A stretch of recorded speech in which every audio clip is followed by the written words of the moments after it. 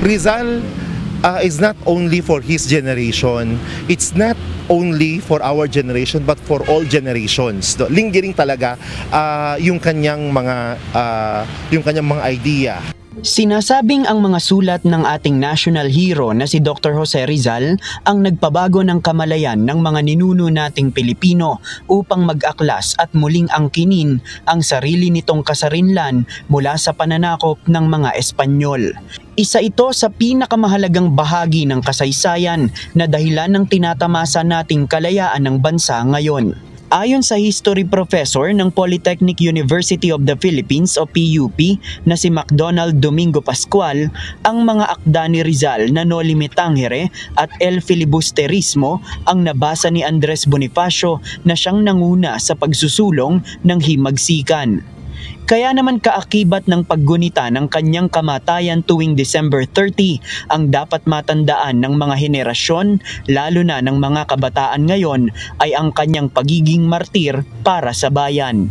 Among all our heroes, si Rizal ang unang nagkaroon ng concept of the Filipino nation, di ba? Oo, at syempre siya din yung unang nakaisip na kailangan natin ng freedom. No other individual who boldly wrote something about the conditions of the Philippines just as Rizal in his Noli Me Tangere.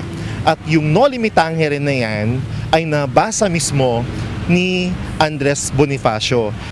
Mahalaga rin anya ang mga pisikal na relics o labi upang maalala ng mga kabataan ang kasaysayan.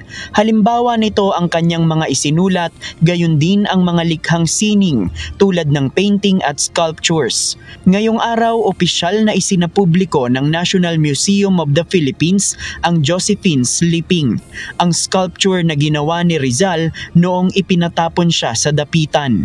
Ngunit para sa mga Generation Z na isa sa mga malalaking pangkat ng henerasyon ngayon, sino nga ba ang ating pambansang bayani? Si Christine Pangan mula Pampanga at isang senior high school student, aminadong hindi pa nabasa ang dalawang pinakamahalagang akda ni Rizal.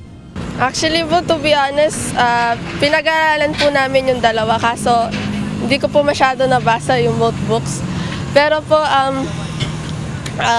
naging malaking contribution po yung story po ng dalawang books kasi doon pinapakita po yung parang yung mga struggles po ng Filipino.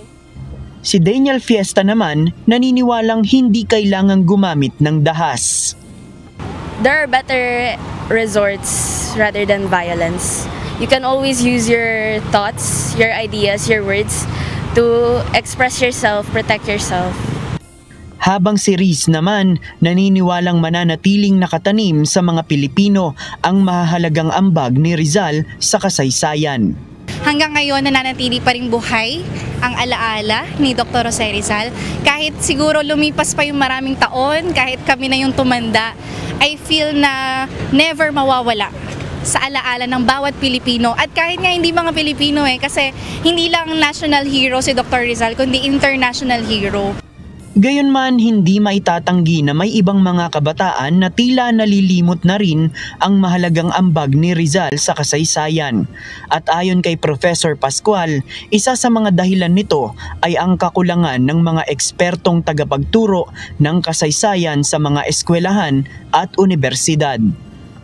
Nagkaroon ng first faculty congress on Rizal sa Baguio City, and there were problems that were actually identified, determined regarding the teaching of the Rizal course.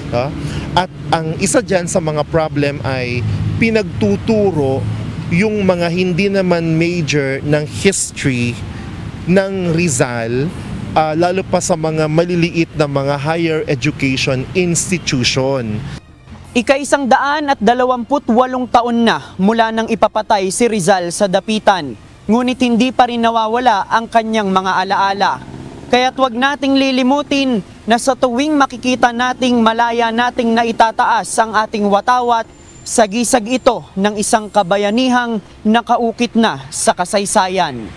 JP Nunez, UNTV, News and Rescue. Diyos ang aming sandigan, serbisyo publiko ang aming pinahahalagahan.